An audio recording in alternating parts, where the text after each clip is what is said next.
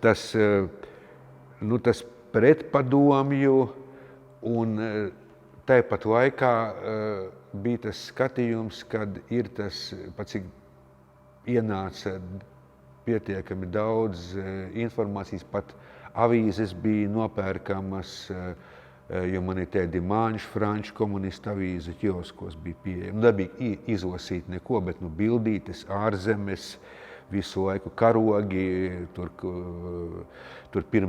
maijs, vēl kaut kāds festivāli, taču viņiem arī līdz pat šim laikam, taču komunistu presē ir ļoti labi apmeklēti un ļoti jautri, pozitīvi, gan Spānijā, Portugālē, Francijā, gods godām. Bet tas viss tā informācija tā kā likās, ka ir labie komunisti, ir sliktie komunisti un ir tā padomju sistēma, kas ir, protams. Un tā kā tās, es domāju, tieši tās vizuālās izpausmes, es domāju, tā tīri attieksmes ziņā, varētu teikt, ka tas tomēr bija tāds pret to padomju sistēmas. Ja? Kaut gan es domāju, ja paskatīties, es, protams, ka tādus darbus tagad vairs, ja vispār kaut ko darīt, protams, ne jau šādā virzienā, bet es domāju, ka viņi arī šobrīd izsaka tieši manu attieksmi pret šī brīža sistēmu, valsti un iekārtu, pret šī brīža situāciju. Gan Latvijā, gan pasaulē, gan tādā ziņā. Tā kā es domāju, ka tas tehniskais paņēmiens un tā brīža attieksme, protams, ka viņa bija centrēta vai virzīta uz šo padomju režīma, teiksim, izmaiņām un dabīgi visi tie tās staļinisma briesmas, kas nāca, teiksim, tā gaismā, ja kaut gan tā informācija jau bija pilna, tā kā faktiski neko īpaši jaunu, pateicoties to Radio Brīvība un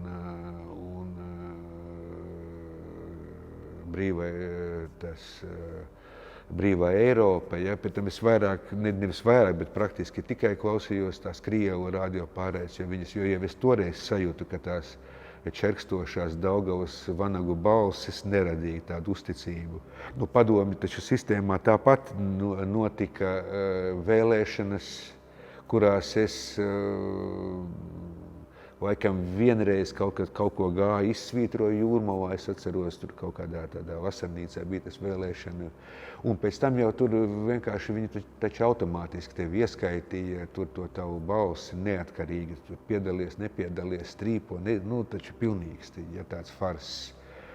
Un tā kā tā apspēle, bet tāpat laikā man arī bija, protams, ne tāds priekšstats kā tagad, ja, par to rietumu pasaules to vēlēšanu sistēmu, ja, kur viņa ir tas pats, kas pie mums, ja, ir balsošanas iespēja, tu vari nobalsot, tu vari izvēlēties, tu vari no tiem plašā spektra nobalsot, bet gala rezultāts no tā stipri maz kas izmainās gala rezultātā.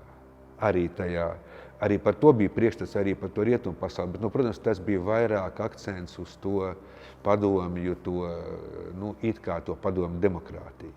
Jo es jau vispār to visu grafikas lietu, es jau beidzu kā mākslinieks konstruktors, toreiz bija tāda disciplīna akadēmija. Sauca, protams, tā viņu normālā veidā par dizaina nodaļu, vēl bez kaut kāda sadalījuma, tikai toreiz ar profesoru Dembo sākās tā grafikas, kas tagad pārgāja tajā viskomā un tā, bet oficiāli tas bija hudожник konstruktor, mākslinieks konstruktors, un es tos grafiskās lietas apguvu tīri pašmācības, sauksim, ceļā un tā, un tāpēc man arī tie grafiskie darbi arī lielā mērā saistās ne tikai ar to satura lietu, bet tīri priekš manīm tādu jaunu formu, tīri tehniski tās lietas pie viņām strādāt un tādā veidā.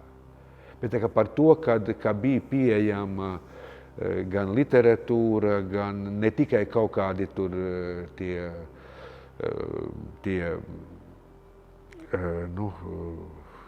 sauksim, tie kopētie kaut kādi samizdati, jā. Bet bija arī, ja paskatījās, varēja tomēr atrast un lietas, kas bija, teiksim, pieejamas, nu, protams, ļoti ierobežot, bet tas, kas bija, tas arī bija tikai rūpīgi skatīts un tā.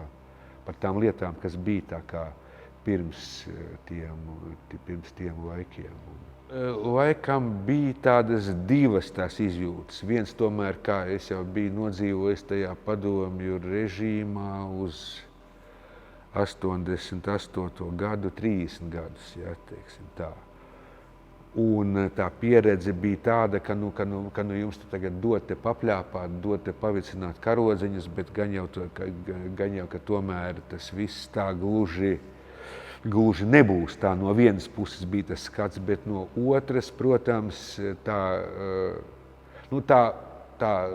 tas divi tādas svārstīgās lietas, ka tomēr it kā tā režīma tomēr, cik jau uz to laiku bija, tur jau 60 gadu laikam, ja bija tā sistēmai kā tādai. Tā sanāk jau laikam 88. jeb 70, man jau tie cipari jūg, bet nu vienalga, ja. Bet no otras puses skaidrs, ka tā attīstība, kad ir sevišķi attiecībā par to mūsu atmodu, ka tas nav tāds, vot mēs tagad esam, ka tas ir tomēr iekļaujās tajā visā sistēmā un skaidrs, ka tā atgriešanās respektīvi atgriešanās pie pirms kara robežām daudz maz, ka tā tomēr ir neizbēgama. Ja? Nu, un Berlīnas mūra krišana jau tas bija